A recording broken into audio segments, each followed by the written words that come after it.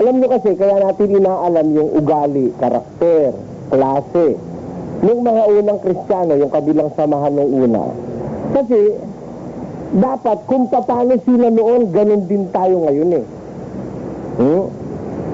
Dapat, yung lakad na inilakad nila noon, siyang ilakad din natin sa ating panahon.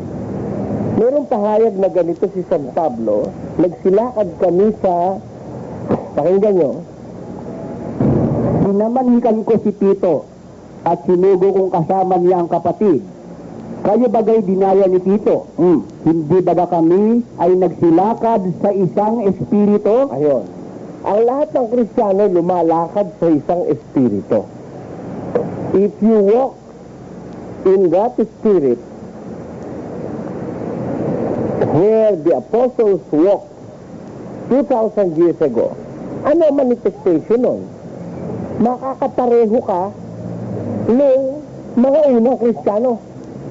That will inevitably be the fruit or the manifestation.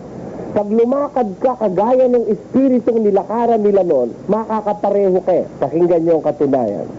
Sa unang Tesalonica 2, versikulo 14, ganito ating mababasa. Sapagkat kayo mga kapatid ay nagsitulad sa mga iglesia ng Diyos na nasa Judea kay Kristo Jesus. Napansin niyo yun? Napansin niyo. Nang makarating ang aral sa Tesalonica, tinanggap ng mga taga-Tesalonica, ano naging resulta sa mga taga-Tesalonica? Sabi ng Diyos, sabi ni Pablo sa mga taga-Tesalonica, kayo, mga kapatid sa Tesalonica, naging katulad ng iglesia ng Diyos na nasa Judea kay Kristo Jesus. Sa English, maganda pagkasalin eh. For you, brethren, became imitators of the churches of God which in Judea are in Christ. Imitators. Kinopya nila. Kopyang-kopya kung paano nagsisampalataya at naglingkod sa Diyos yung mga nasa Judea na original na iglesia. Ganon nakarating ang pananampalataya sa Thessalonica, kinopya nilang buong buo. Ayun. Sa ibang salin na English Bible, nakalagay, for you brethren became followers of the churches of God which in Judea are in Christ. Kaya hanggang dito sa Pilipinas, kung tatanggapin natin yung isang espiritu rin na nilakaran at tinanggap ng mga unang Kristiyano, makakapareho po ba tayo o hindi? Makakapareho. Kasi hindi naman tayo pwedeng tumanggap ng iba pang espiritu eh. Otherwise, pag nagkaiba ang espiritu noon at yung espiritu ngayon, magkakaiba ang organisasyon. Hindi sila magiging similarly identical. Pakinggan nyo, sa Efeso, Kapitulo 4, hindi pwedeng magkaiba yung espiritu noon saka yung espiritu ng Diyos ngayon eh. Babasa tayo. May isang katawan. Ilan po ang katawan? Isa lang. Tignan muna natin ang kahulugan bibliko ng salitang katawan. Sa unod 18 ng Kolosa. At siya ang ulo ng katawan sa makatwid bagay ng iglesia. Ano po yung katawan? Yun ang iglesia. Ang sabi ni Pablo, may isang katawan o isang iglesia. Pagkatapos, ano sabi niya? At isang espiritu, gaya naman ng pagkatawag sa inyo sa isang pag-asa ng pagtawag sa inyo. Doon sa isang iglesia, katawan, meron ding isang espiritu. At yung isang espiritu na yon, yun ang umakay sa mga unang anak ng Diyos. Yun din ang aakay sa ating mga anak ng Diyos sa panahong ito. And we are not free. Hindi tayo laya para tumanggap ng ibang espiritu. Ayaw nga ng Diyos, in fact, na tayo mabahira ng ibang espiritu. Other than that spirit, na natanggap ng mga unang Kristiyano nung una. Pakinggan niyo sa 11:3 ng 2 Korinto. Ngunit ako'y natatakot. Bakit? Baka sa anumang paraan, kung paanong si Eva ay nadaya ng ahas sa kanyang katusuhan, ay iyong walang malay at malinis na mga pag-iisip na kay Kristo ay pasamain. Bakit? Sapagkat kung yaong paririto ay mangaral ng ibang Jesus na hindi namin ipinangaral, o kung kayo'y nagsisitanggap ng ibang espiritu na hindi ninyo tinanggap, o ibang ebanghelyo na hindi ninyo tinanggap ay mabuting pagtiisan ninyo. Ito nyo, natatakot ako, sabi ni Pablo, baka tumanggap kayo ng ibang espiritu, ibang ebanghelyo, ibang Jesus. Ngayon usong-uso yung ibang Jesus Ibang ebanghelyo, ibang espiritu. Napakarami yung naglabasang espiritu ngayon. Iba espiritu ni Bilarde kay espiritu ni Villanueva. Iba yung espiritu ni Villanueva sa espiritu ni Soriano. Magkaiba. Karamihan sa kanila matakaw ng pera Kaya masasabi kong iba Marami ngayon mga ngarang kanya-kanyang espiritu Meron masyadong maluwag, parang Baptist. One saved, always saved. Huwag naman magagalit yung bisitang Baptist. Kahit ano raw ang ginawa mo pa, basta tinanggap mo si Kristo, kahit ano pa gawin mo, ligtas ka pa rin. Kaya iba-iba mga espiritu sa ating panahon. Hindi tayo ngayon susunod sa sinasabi ng Biblia, makatanggap tayo ng espiritong tinanggap ng mga unang Kristiyano, maliligaw tayo. Alamin ho natin sa Biblia. Kung iisang espiritu na umaakay doon sa iglesyang nasa Biblia, yung kongregasyon sa Diyos, ano manifestasyon nun? Ano karakter nila na dapat ding makita sa ating panahon? Unang-una ito, pakinggan nyo. Dito, pinagmamalaki ko ito kahit kanino. Nung kaharap kong personal si Congressman Gole, pinagmamalaki ko itong talatang ito. Ito, unang-una naming ipinagmamalaki. 1:26 ng unang Korinto. Pakinggan nyo nakasulat. Sapagkat masdan ninyo ang sa inyo'y pagkatawag, mga kapatid. Pinamamasdan yung mga tinawag, those who are called by God, God's elect, kung tawagin ng Biblia yan. Masdan ninyo, be aware kung anong klase ang pagkatawag sa inyo ng Diyos. Masdan ninyo ang pagkatawag sa inyo, mga kapatid. Hindi ang maraming marurunong ayon sa laman. Alin ang tinawag ng Diyos? Hindi ang maraming marurunong ayon sa laman. Yung ibang iglesia ang pinagmamalaki. Nandito sa amin si Judge.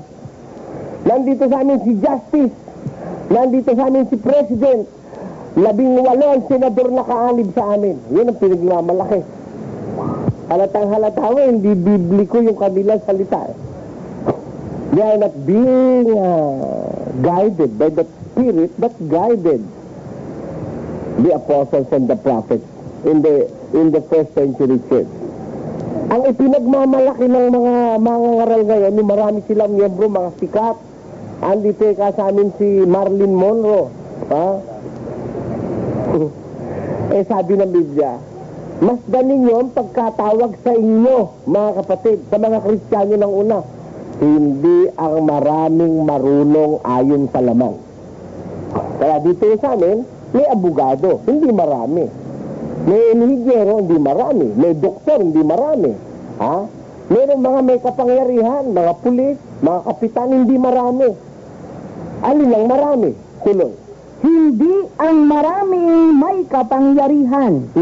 Hindi ang maraming mahal na tao ang mga tinawag. Kundi pinili ng Diyos ang mga bagay na kamangmangan ng sanlibutan upang hiyain niya ang mga marurunong. At pinili ng Diyos ang mga bagay na mahihina ng sanlibutan upang hiyain niya ang mga bagay na malalakas at ang mga bagay na mababa ng sanlibutan at ang mga bagay na hinamak ang pinili ng Diyos.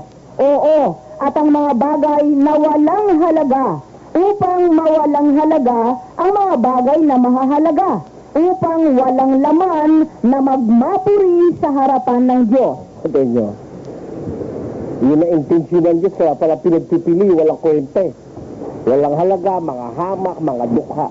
Para walang magmapuring laban sa harap ng Diyos. Ano ba, sabi ni Senador, senador ako. Oo nga, senador ka, pero hindi ka tinawag ng Diyos. Mas gusto ko lang ako'y Metro Aid, tinawag naman ako ng Diyos. Ikaw, senador, tinawag ka naman ng demonyo para gumawa ng mga katarantaduhan sa gobyerno. Di ba? Kaya ang sabi sa Biblia, mas dali nyo ang sa inyo'y pagkakatawag, mga kapatid. Hindi ang maraming marunong ayon sa laman. Hindi ang maraming mahal na tao. Hindi ang maraming may kapangyarihan. Kundi pinili ng Diyos ang mga dukha sa sanlibutan, ang mga mababa, ang mga hinamak, ang mga bagay na walang halaga, upang mawalang halaga yung mga bagay na mahalaga, upang walang laman na magmapuri sa harap ng Diyos. Kasi pagka napakayaman mo na, tapos nasa iyo pa totoo, baka nga magyabang kayo. Yung mahirap, tinawag ng Diyos, may daladalang totoo, mahirap lang siya. Alam niya, wala siyang masyadong natapos na mataas na pinag-aralan. Gusto man niyang umalagwa, hindi siya makaalagwa, hindi siya makakapagyabang. Di ba? Kaya tingnan niyo ang paraan ng Diyos, oh. Kung ang Diyos ang pipili, yung isang espiritong gumahid sa kanilang pagsasama-sama ng una, kaya ako dito, hindi ako nahihiyang sabihin, ito samahan ng mahihirap eh. Samahan ng mga patay gutom. Mga walang kwentang tao. Nahihiya ba ako ron? Totoo eh, lagay mo lang naman sa practical eh. Yung mayaman, kaya lang tayo magkaiba dahil marami kang pera. Pero maghubad tayo, pareho na lang tayo. Tama o hindi? Ang presidente, pag hindi nagsupilyo, di mabaho rin ang hininga. Tama o hindi? Ang pagkakaiba lang ng tao, kumbaga ikaw meron ka lang dekorasyon sa katawan, yung pera mo. Yun lang ang nagpapaiba sa atin, yung mga dekorasyon na gagawa ng iyong pera. Pero, sa kalagayan, totoo, pare-pareho lang naman tayo sa Diyos eh. Ang Diyos ang tanungin mo, Diyos, may pangit ba sa'yo? Wala sa Diyos pangit. Sa Diyos nga, yung pangit, yun ang maganda eh. Kanya baliktad sa tao eh. Yung pangit sa tao, yun ang maganda sa Diyos. Pakinggan. Sa unang Korinto 12, versikulo 26, ganito ating mababasa. At yaong mga sangkap ng katawan na inaakala nating kakaunti ang kapurihan, sa mga ito, ipinagkakaloob natin ang lalong saganang papuri. Bakit? At ang mga sangkap nating mga pangit ay siyang may lalong saganang kagandahan. Sa katawan mo lang, umpisahan mo sa katawan. Huwag ka na pupunta sa iba. Kahit gaano ka kaganda. Hindi ba totoo si Miss Universe may pangit na sangkap? Tanong niyo sa akin kung ano. Kung mo sabihin Miss Universe ka, may pangit ka sangkap. Yung tinatakpan mo, pangit o hindi?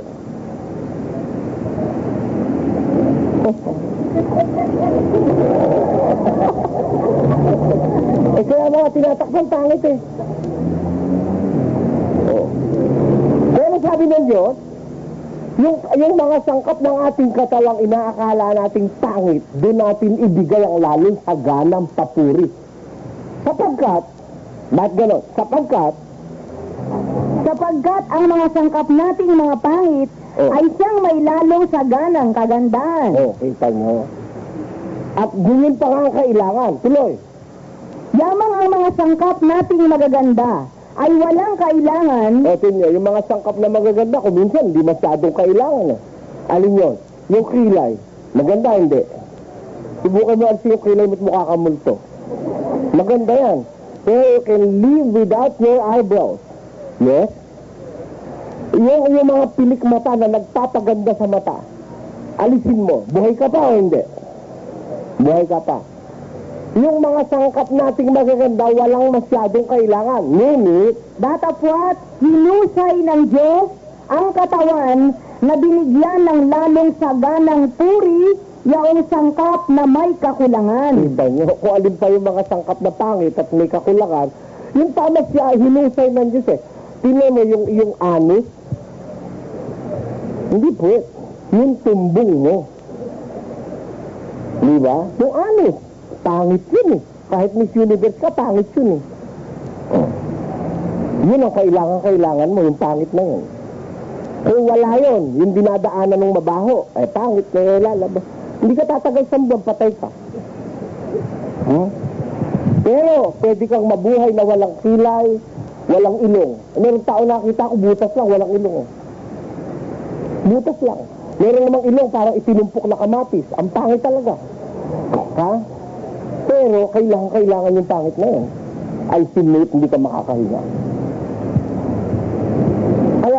nyo mga kapatid, kung tayo sa pamantayan at sa standards ng Diyos tayo, hindi tayo manghahamak ng kapwa eh.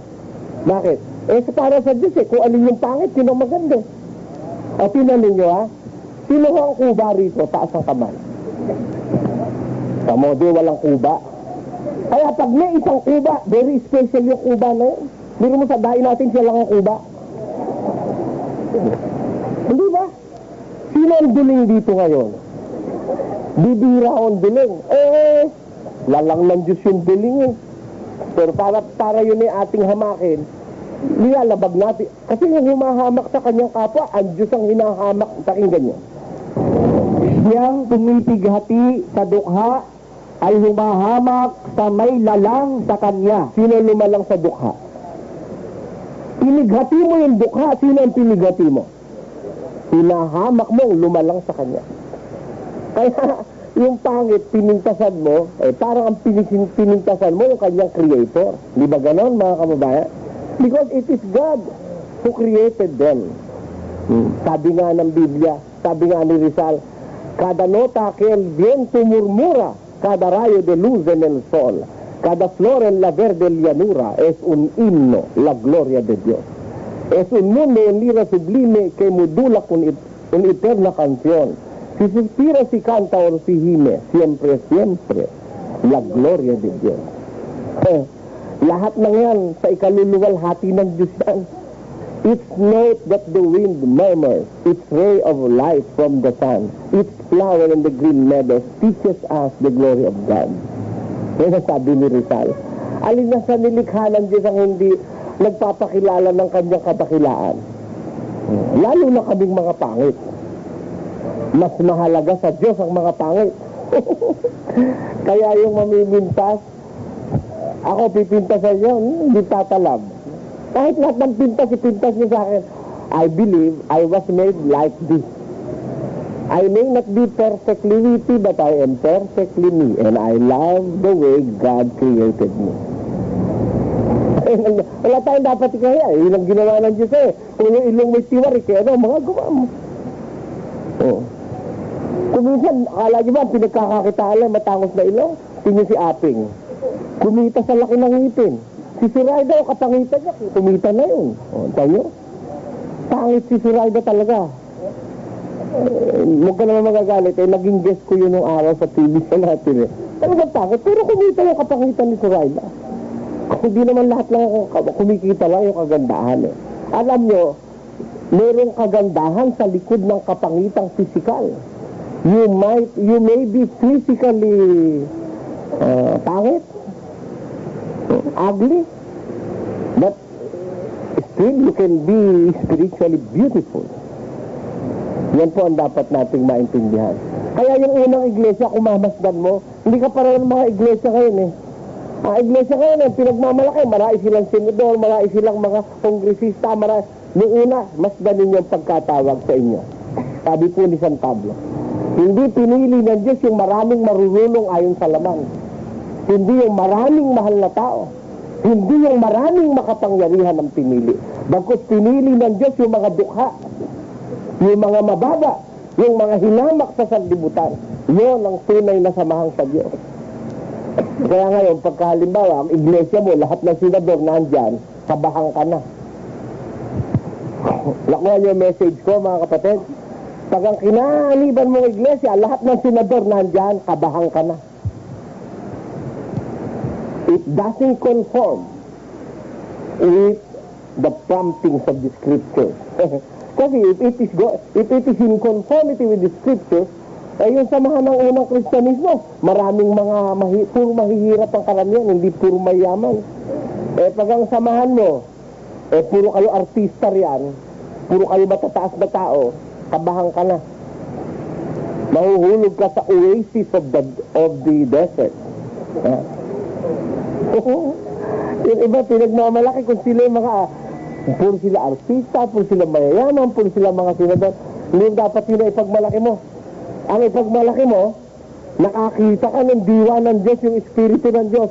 At ang isang Espiritu dapat makita ng mga Kristiyano, kung naghahanap kayo ng totoo, huwag kayong sasapi sa iglesia ang miyembro puro makapangyari at mas maraming mayaman, mas maraming marunong, huwag kayong sasapirya. Delikado kaligtasan nyo. Sapagkat hindi yan ang espiritu na nakikita sa Biblia.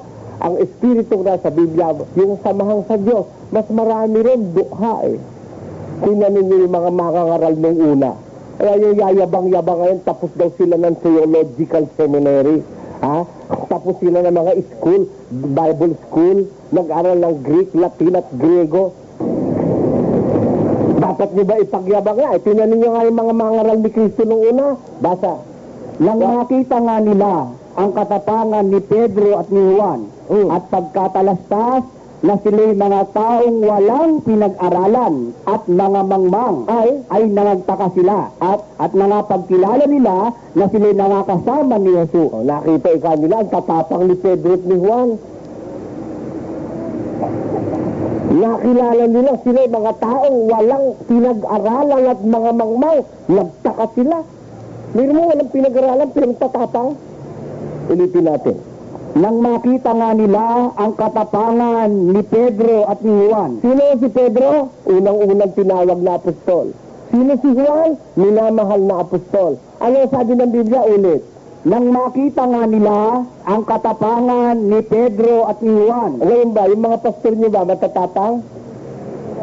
Sige, sagot kayo mga born again. Matatapang ba yung pastor nyo? O ipokrita? Eh, pagka ako'y nakikitang matapang eh, nagagalit sa akin, lalaki isa mata, ganyan ba ka sa Diyos? Pati mata ko pala, tinitignan ng mga iba. Mga born again daw sila. Alin ba batayan ng sa Diyos? Yung maamo? Hindi yung totoo yun. Ang mga apostol ng una, nangaral na may katapangan, matatapang, hindi mga dungo, hindi mga lambobola lang, mamamahal. Lambobola lang ang mga yan. Yung mga ngaral ni Kristo, nakita nila katapangan ni Pedro at ni Juan. At sila walang pinag-aralang mga taong walang pinag-aralan. Si Pablo, matapang din ba? Basa. 9:29 ang gawa ng mga apostol. Basa tayo. Na nangangaral na may katapangan sa pangalan ng Panginoon at siya'y nagsalita at nakipagtulig saan sa mga Greko-Hudyo. Datapwat, pinagpipilitan nilang siya'y mapatay. Kita nyo, si Pablo rin ng mga aral, may katapangan. Eh, mga aral ay kung makakaral pa paano? May karinyo, mamlamahal. Pagpalain ka sa pinagtalang pati pa ng kapatid. God bless you, brother. Hindi ko magaya, talagang mabilis. Mabilis doon sa automatic carbine ng hapon.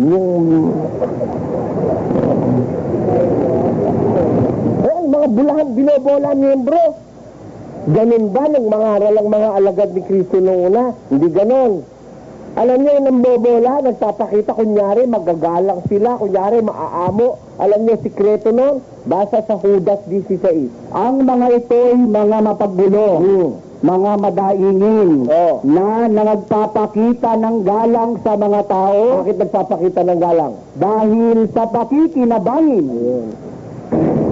Kaya pala nagpapakita ng galang dahil sa pakikinabangin. Eh, yung mga ngaral ni Kristo, matapang yun, magalit ka't matuwa ka, dadaldal yun. Ha? Maniwala ka't hindi, dadaldal yun. Eh, yung mga ngaral ni Kristo, matapang yun, magalit ka't matuwa ka, dadaldal yun. Ha? Maniwala ka't hindi, dadaldal yun. Sasabihin nyo ng totoo. Yun ang diwa ng mga ngaral ni Kristo. Kaya naman ang natawid na diwa o espiritu sa mga miyembro, ano sila ang kanilang klase, mga mabababang tao sa lipunan, pati mga apostol nga, walang pinag-aralan ng karamihan eh. Di ba totoo? Si Pedro, Pescador, mamamalakaya, yung mangingisda. Si Juan, si Andres na kanyang kapatid, mamamalakaya rin. O, di ba? Si Jesus, ano ba pinag-aralan ni Jesus? Pakinggan nyo. Sa 7:15 ng Juan, kung ano pinag-aralan ni Jesus. Nagsipanggilalas nga ang mga Hudyo na nangagsasabi, paanong nakakaalam ang taong ito ng mga karunungan? Gayong hindi naman nag-aral kailanman. Nag-aral ba si Jesus? Kailanman di nag-aral si Jesus. Ngayon, pag mamalaki nyo, tapos kayo na seminaryo.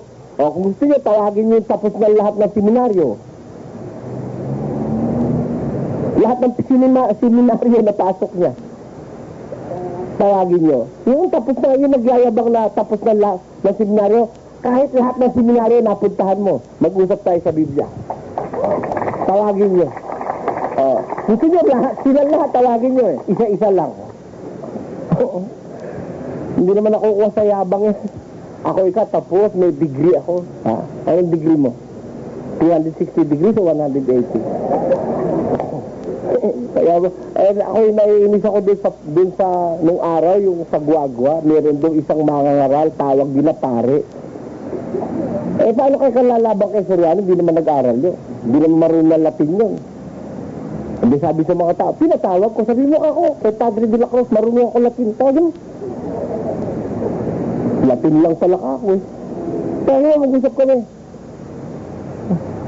Tanong mga tao, Mr. Soriano, marunong ka ba talaga Latin? Oo! Papunta yun siya rito pag-uusapan namin Latin. Patunayan niya para maligtas kailangan ng Latin. Patutunayan ko hindi. Pag napatunayan ko hindi na kailangan mag-Latin. Di ba? Patunayan mo kailangan ng Latin para maligtas. Actually, ang Latin yan, hindi na ginagamit. Latin is a dead language. Tapos, Latin ka pa riyan. Ito nyo ngayon, pati misa, inalis na yung Latin. Di ba ngayon yung dating misang Latin eh, hindi na. Dati, pati kanta. Sanctum Ergum Sacramentum Venerimus Di ba? Mga Latin. Dominus Vobiscum Corasa Calum. Ano sagot? Tanong ko, ano yung inaminan mo? Ano yun? Bendito alabado sea Santísimo Kyrie San Christi San Christi Ordinus. Ano yun? Amin kayo ng amin, di nyo naman tinanong ko ano inaaminan nyo. Kung ang sabi niya, mga tarantado, pag bibili ko kayo sa kay Satanas, dadalhin ko kayo sa impyerno, kawawa naman kayo. Amin kayo ng amin. Hindi nyo muna tinitignan kung ano inaaminan nyo. Dapat, alamin natin kung ano inaaminan natin. Yung iba, amin lang ng amin. Ako, mga kapatid, ako'y babaero, sugaral, lasingigiro, praise the Lord. Amen. Sabi naman ng miyembro, bili mo, babaero, lasinggo, praise the Lord pa.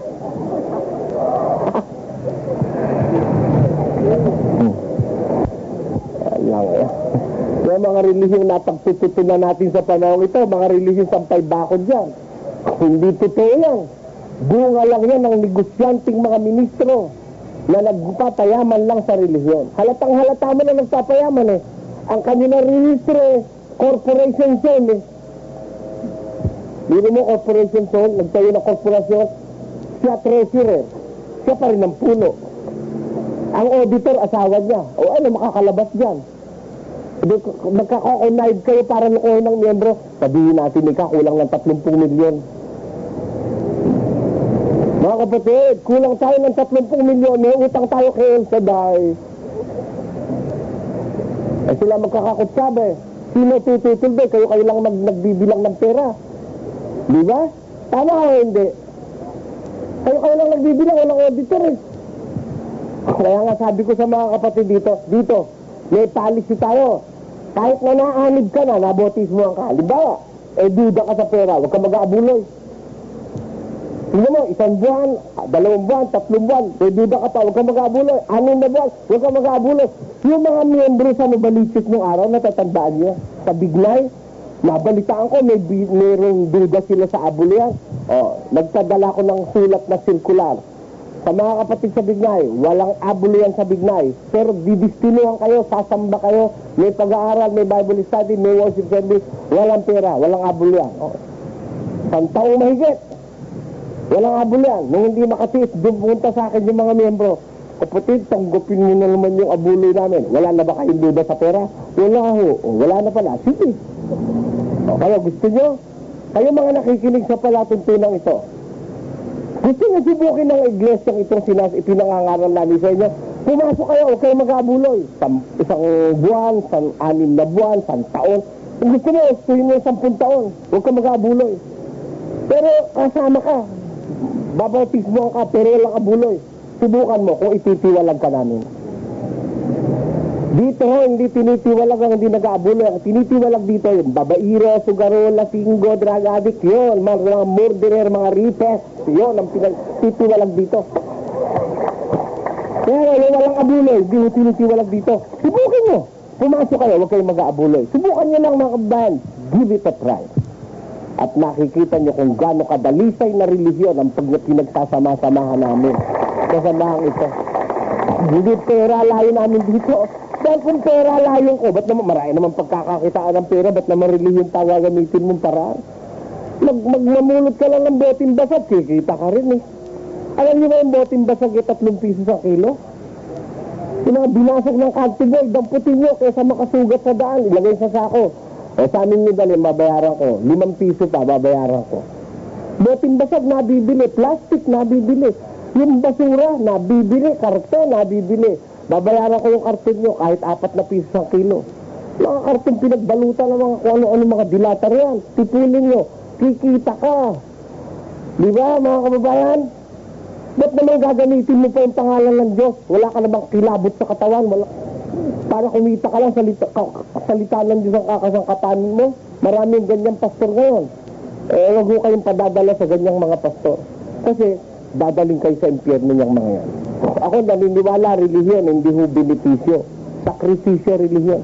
Kaya nga ako, may natanong sa isip ko, sakripisyo, relihiyon, kahit na hilahod na ako, hindi pa rin. Sakripisyo eh. Yun ang aking paniniwala. Pero titignan mo yung struktura ng relihiyon sa Diyos ng una, karamihan mga mahihirap, di ba? Karamihan walang pinag-aralan. Ano ba ang klase ng kanilang mga karakter? Sila ba mayayabang? Mga sinungaling ba sila? Yung mga unang Kristiyano noong una, nagsasalita lang, nagpapatotoo, hindi naman totoo? Biro mo. Sinabi ko yung kasoldaper. Hallelujah, praise the Lord. Namigasi kasoldaper. Ang nakakatawa pa yung isa. Di ako po i-re-rapin. Hinablot na ho ang damit ko. Nakita na ho nila. Nakita na raw. Ano nakita? Sinabi ko lang ang pangalan ng aming pastor. Nagtatakbo ang daper. Sinabi lang yung pangalan ng pastor nila. Nagtatakbo na yung rapist pala.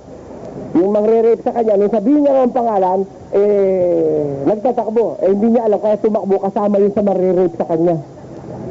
Nakilala niya, siguro, kaya nagtatakbo. Ha? Papatito eh. Alo? Sinabi mo lang doon sa hold up, pero hallelujah, praise the Lord, na namigas na. Hindi na na-hold up. Saan yun? Saan yung dyaryo na napatunayan yun? Wala lang ano. Invento nyo lang yan eh. May upa siguro yung mga yun, ano? May upa yun. May parte sa pastor yun. Kaya kahit sinungaling nga sinasabi. Ha? Kung wala ka namang upa, biro mo, wala ka namang upa, nagsisinungaling ka. Niloloko mo kapwa mo. Naligas daw ba naman, isang bus daw sila, pinold up, nasabihin niya raw, hallelujah, praise the Lord, naligas ang hold upper. Ba't wala nang nakapagbalita doon sa isang bus na yun? Ikaw na lang ang bukod tanging nakakita naligas yung hold upper. Ngayon ang mga relihiyon, napakalaki na ng panluloko sa relihiyon ngayon. Ano kayong basta naniniwala ka? Totoo, hindi pa totoo yan. Sinungaling yan. Puro ka sinungaling ang pinagsasabi. Yung mga unang Kristiyano, sinungaling ba yung mga yun? Nagpapatotoo ba ng ganon? Nating magsasalita ang may hallelujah, praise the Lord, amen. Hallelujah, praise the Lord, amen. Hallelujah, praise the Lord, amen. Ting magsasalita, mayroong kasamang hallelujah, praise the Lord, amen. Ting magpopos, hallelujah, praise the Lord. Ganun ba mga unang Kristiyano? Tingnan niyo ang kanilang daladalang espiritu ng mga unang Kristiyano. Sa Santiago, ganito po ang ating mababasa sa Kapitulo 2. Mga kapatid ko, yayamang mayroon kayong pananampalataya ng ating Panginoong Jesucristo na Panginoon ng kaluwalhatian ay huwag magtatangi sa mga tao. Tingnan ninyo sila, yung mga unang Kristiyano, hindi nagtatangi sa mga tao.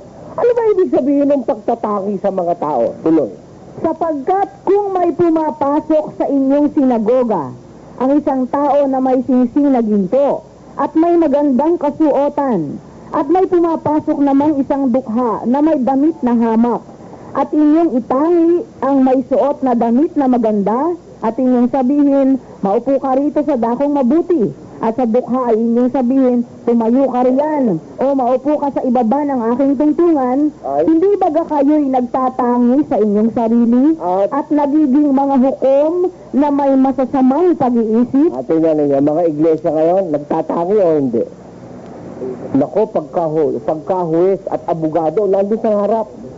Kitang-kita mo nga sa ano eh. Kitang-kita mo sa telebisyon, nasa harap lahat yung mga first class na tao eh. Eh, mahirap. Nandun sa likod, di makita ng camera. Kaya alam ko, nanonood ako eh. Lagi na lang yung huwes ang nandun, yung nasa harap, pinagmamalaki, may huwes sila. Ewan ko naman kung saan huwes yun. Hindi mo alam sa bundok ng may kakekwa naging huwes yun. Tapos eh, lagi yung may mga sinasabi ang nasa harap na gano'n. Parati sila nasa harap. Nagtatangi sila ng mga tao. Eh, sa Kristiyano ba ng una, nagtatangi ba ng tao? Hindi. Bakit? Ba't hindi sila nagtatangi ng tao? Tuloy. Dinggin ninyo mga minamahal kong kapatid. Hindi baga pinili ng Diyos ang mga dukha sa sanglibutang ito upang maging mayayaman sa pananampalataya at mga tagapagmana ng kahariang ipinangako niya sa mga nagsisiibig sa Kanya? Ngunit inyong niwalang puri ang dukha. Hindi baga kayo'y pinahihirapan ng mayayaman at sila rin ang kumakaladkad sa inyo sa harapan ng mga hukuman? Inyo, ang karaniwan sa tao, yung mga dukha, hinahamak eh. O, hindi bagay ka ninalalaman, mga kapatid, na pinili ng Diyos ang mga dukha sa sanlibutan upang maging mayayaman sa pananampalataya? Ngunit niwawalang puri ng iba yung mga dukha. Eh kaya doon sa una iglesia makikita mo, dukha't mayaman pare-pareho lang. Walang pagtatangi. Dito sa atin, first come, first serve. Pag nauna yung isa, din. Maaari, sa bisita, nagre-reserva pa kami. Pero pag magkakapatid na, madalas makita ko si Atty. Lorenzo, nasa likod eh. Minsan, yung mga doktor, minsan walang upuan eh. Agay ni Dr. Navarro, pag sa pasalamat, doon nakaupo sa hagdan eh. Eh sa ibang mga iglesia, kung sino mga doktor, magaganda upuan noon. Dito sa amin na, hindi, pareho lang kami sa Diyos eh. Yun ang paniniwala namin. Kaya lang naman medyo nakaangat ka, ang sakyan mo, pag-gero eh. Di ba?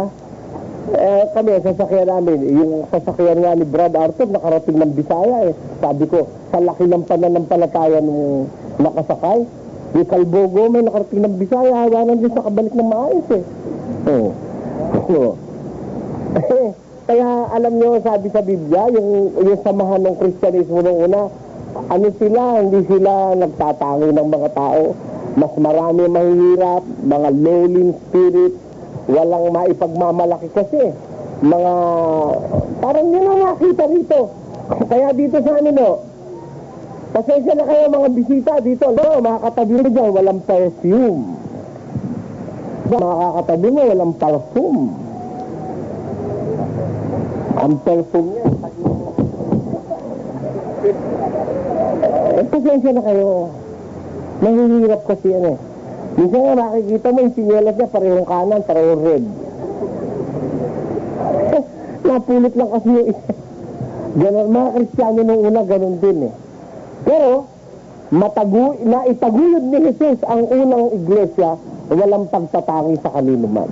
Kaya, ako yun po ang pangarap ko sa buhay eh. Na maakay ko lahat itong mga sumasampalatayang ito. Walang pagtatangi na kung mumayabang ka, ikaw special, no? Kuminsan nga, mas gusto ko pang kausap yung mahirap kaysa mayaman eh. Yung mayaman, hindi ka maintindihan. Mahirap, maintindihan ka, hindi ba? Pagkakapwa mo mahirap, maintindihan ka eh. Nag-uumpisa ka palang dumaing, nararamdaman niya na yung hirap niya sasabihin mo. Eh, yung mayaman eh. Nag-uumpisa ka palang eh. Naku, alam mo, nagbayad ako sa kuryente ngayon, 3,000. At saka nagbayad ako, hindi ka pa nga hiram eh. Malalim pa ang daing dun sa... Kasi lalim na impyerno, daing para huwag mo lang mahiraman. Di ba, kinukwento sa akin ng mga kapatid, kaya alam ko eh. Kaya minsan, mas mabuti pa kung lumapit ka dun sa mahihirap eh, kaysa sa mayayaman. Yung mayayaman na, aanuhin ka lang, magdaramdam ka lang. Pero sa mahirap, kapwa mo, pareho kayo nakakaintindi ng salita ng Diyos. Tapos naiintindihan mo yung buhay ng kapwa mo mahirap. Yung mahirap eh. Kahit anong baso, iniinuman eh. Yung mayayaman ako, ayoko eh kami ng Diyos ng baso. Plastic, hindi ka kami ng plastic. Hindi bali kahit plastic ang baso. Basta yan ay binindisyon na ng Diyos. Sikit ka sandali, salamat po Panginoon sa binagkalaw mong biyaya. Kung may mikrobyo, tanggal. Baso nga ng Manila Hotel, may hepatitis B naman yung uminom. So, kaya, hindi na dadaan din eh. Ang mga unang Kristiyano nakaraos ng maayos eh. Mahirap sila. Pero meron silang maipagmamalaki. Sa gitna ng kanilang kahirapan, hindi sila natutong manloko. Mga apostol noong una, hirap na hirap sa buhay eh.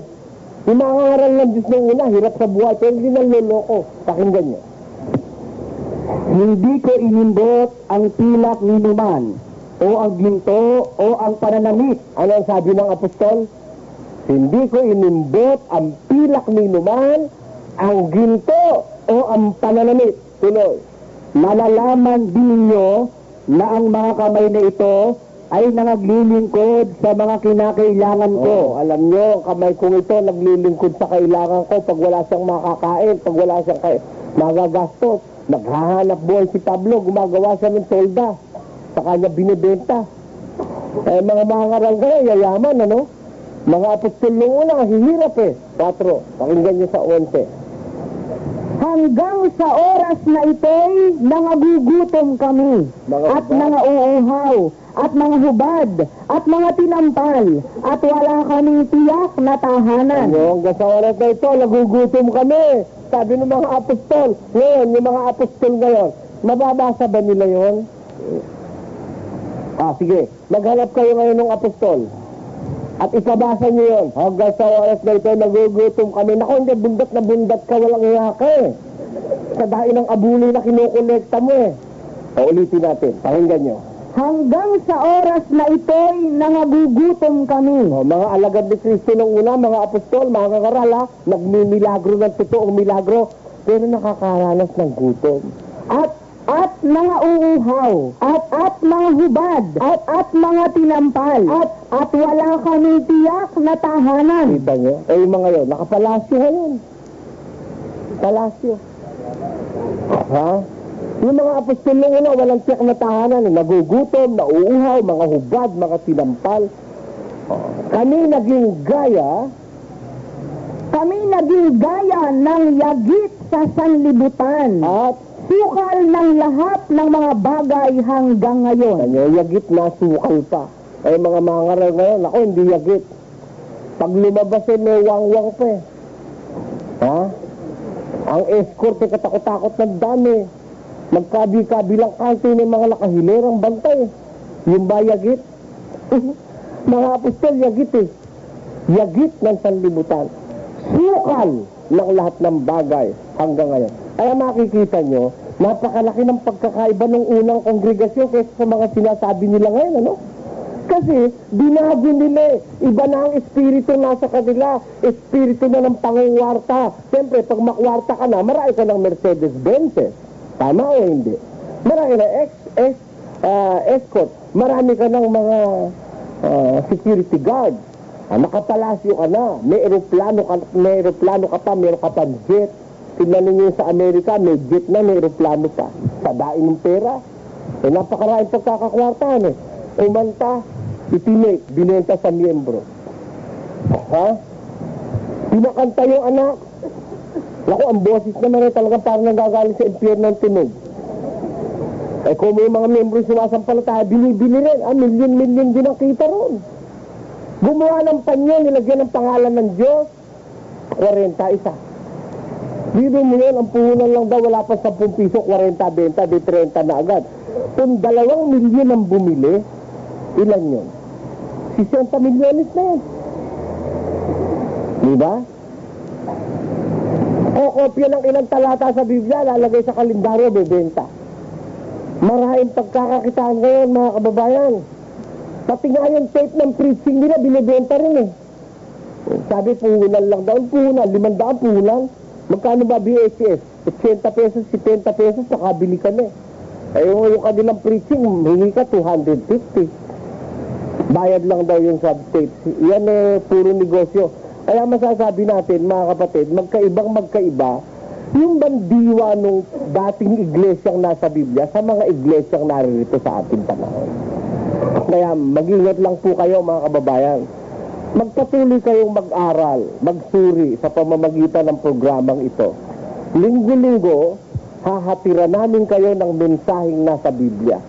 Iba-iba maririnig nyo, hindi kagaya nung sa ibang mga relihiyon dyan, maririnig nyo, hallelujah, praise the Lord, gumaling ang sakit, nawala ang bisyo, yun ang narinig nyo, pang-akit nila yun eh. Ako ikaw, gumaling, ang sakit ko ikaw, sakit sa puso, sakit sa atay, sakit sa bato, sakit sa baga, buong minibensya may sakit, pero buhay pa rin. Pakatapos 17 taon daw siyang may sakit sa puso, sa baga, sa atay, sa bato. Tapos 17 taon din daw siya araw-araw sa disco. Sabi ko, paano nakakapag-disco yung may sakit sa baga, sa asdo, sa atay? Paano nag-disco yun? 17 taon siya may sakit, 17 taon siya nag-disco. Gabi-gabi raw siya sa disco. Sabi ko, matinding kasinungalingan yun. Para mahikayat lang kayo. Biro mo, ikaw kapatid, sinabi lang ng aming beloved evangelist, yung balko, yung bagyo, tumaas ikaw yung bagyo. Ako ikaw tagapag-asa. Tumaas yung bagyo, hindi tumuloy sa Pilipinas. Sa loob-loob ko, meron ba nun? Tinanong ko kay Amado Pineda, pinakulang ko na interview. Talaga bang tumataas ang bagyo? Hindi. Sabi ni Amado. Galit na galit. Galit na galit sa akin. Sinisiraan ko raw ang katotohanan. Kasinungalingan niya, kaya ako sinisira yan. At maghintay ka, wawasakin ko yan. Yung kasinungalingan niya, hindi sisira lang, wawasakin ko yan. Makita mo, pag nakuha ko yung confirmation ng Malacanang, makita mo, ibubulgar kita sa media. Kumukuha lang ako ng confirmation ng Malacanang, pag napasa kamay ko yon, idadaldal ko yon, maggalit at matuwa. Napakayabang mo. Napakasinungaling mga tao na yun. Biro mo, saka ko na lang sasabihin, baka mamaya mapuspon pa. Pinakikita ko lang sa inyo, magkaiba ang mga relihiyon ngayon kaysa sa nung araw. Dapat ang makita mo ngayon sa tunay na relihiyon, yung nakikita nung araw, ang mga miyembro, karamihan mahihirap, lowly in spirit, they are meek. Blessed are the meek, for they shall inherit the earth. Blessed are the pure in heart, for they shall see God. Blessed are those that mourn today, for they shall be comforted. Blessed are those who are hungry still, for they shall be satisfied. Blessed are the pure in heart, for they shall see God. Blessed are the peacemakers, for they shall be called the children of God. Lahat ng beatitudes na sinabi ni Kristo, yun, daladalang espiritu ng unang Kristiyano yun. Mga meek in spirit. Ngayon mga mangaral ngayon, mga miyembro, hindi meek in spirit. Yayabang ng spirit na daladala. Ang yayabang. Kahit sa milyon ang dumating na ipi, matatalo ko sila sapagkat ako man of God. Magdidecree ako. Sabi naman, gaganyan pa ko, galit na galit sa screen. Magdidecree ako. Ang mga NPA, mauubot kayo, maninigas kayo, mga NPA. Ang tindi ng kayabangan nun. Si Kristo, nadakip siya, hindi. Hindi siya pwedeng dakpin. Si Kristo, nadakip eh. Si Kristo, tinabla ng tako, siya hindi tinatabla ng Armalite. Ano yun? Pareho na ba sila ng espiritu? Pareho ba? Hindi. Yung isa, espiritu ng kayabangan, ng daladala. Walang tatalab daw na bahala sa kanila. Tandaan mo, pagka dadating araw, ibubulgar ng Diyos yung sinasabi mo kasi nungalingan niya. Pagka may naligaw na bala dyan, maniwala ka sa akin. Malay mo, may naligaw pagka nagre-revelry, pagka yung bagong taon sa Pasko, di ba may mga kumisan, mga sumbales, nagpapaputok ng walang habas eh. Pag may naligaw na bala dyan sa Nubaliches, nakita mo, mababawasan niya kayabangan mo na yan. Hindi ganun eh. Yung unang iglesia, tinabla ng bato si Esteban, nung batuhin hanggang mamatay. Si Esteban na ebanghilista, na-marder ng bato eh. Man of God yun. Ha? Sino magsasabing hindi man of God si Esteban? Ha? Ebanghilista pa yan. Pero tinabla ng bato, patay. Si Juan Bautista, pinutol ni Herodes yung ulo, patay eh. Eri mga ere, walang tatalab sa amin. Sige, kapag nakatigasan mo yan, maniwala ka, isang araw eh. Sige, hintayin na lang natin ang resulta. Hindi ko naman pinananalangin, ano. Baka naman sabihin, pinananalangin, tamaan ka ng Armalite, hindi. Wala akong ganun budhi sa kapwa. Pero, baka yung kayabangan may masubukan kayo lang pangyayari. Kaawa-awa naman mga miyembro. Kaawa-awa kayo. Kaya mag-isip-isip na kayo, mga kapatid. Mga tagapakinig nila, tagapakinig sa amin. Ganito offer ko sa lahat. Pasok kayo sa kanila. Mag-observe ka ng 3 buwan. Para wag masyadong matagal, 3 buwan na lang. Pasok ka sa Iglesia ni Cristo, huwag kang papabautismo, mag-observe ka 3 buwan. Pumasok ka sa Baptist, 3 buwan ka rin. Huwag kang magpapahikayat agad. Pasukin mo sila lahat, tiga-3 buwan. Tapos dito, pumasok ka rin, 3 buwan din. Saka ka mag-desisyon kung sino totoo. 3 buwan. Huwag kang mag-aabuloy. Lalo na, pag dito ka saan papasok, huwag kang mag-aabuloy. Kunyari, maninikti ka lang. Sige, subukin nyo. At libre po yan sa amin. Sige, pasok kayo. Tingnan nyo kung anong klaseng relihiyon ang mapapasok nyo. Basta huwag kayo mag-aabuloy, usapan yan, ha? Huwag kayo mag-aabuloy. Kung 3 buwan ka dadalo dyan, you have all the rights to enter, to use a chair. Pag may merienda po kami, kasama ka sa merienda, pero huwag ka mag-aabuloy. Kasi siya ka lang sa merienda. Dahil wala kang abuloy, siyempre, kung konti lang pang merienda, pasensya ka. Di ba? Kung di masarap yun, pasensya kayo. Pero, subukan mo, huwag ka mag-aabuloy. Kasama ka sa mga privileges namin. As a member, pag namatay ka, mag-aabuloy kami. Para may pampalibing sa'yo. Subukan nyo lang kung anong klaseng samahan dito. At saka nyo sabihin kung totoo, kung hindi. Kayo na magsabi. Sa harap yung mga panahon. Kasi sunod po mag-aaral natin, pag-aralan natin kung ano ang klase ng paninindigan ng iglesia na sa Diyos. Anong paninindigan meron sila? Gaano sila kung manindigan sa isang bagay? Yan po ating susunod na pag-aaralan to acquaint you of the spirit of the first century Christian church in the Bible para ma-compare ninyo sa mga iglesyang naririto sa ating panahon.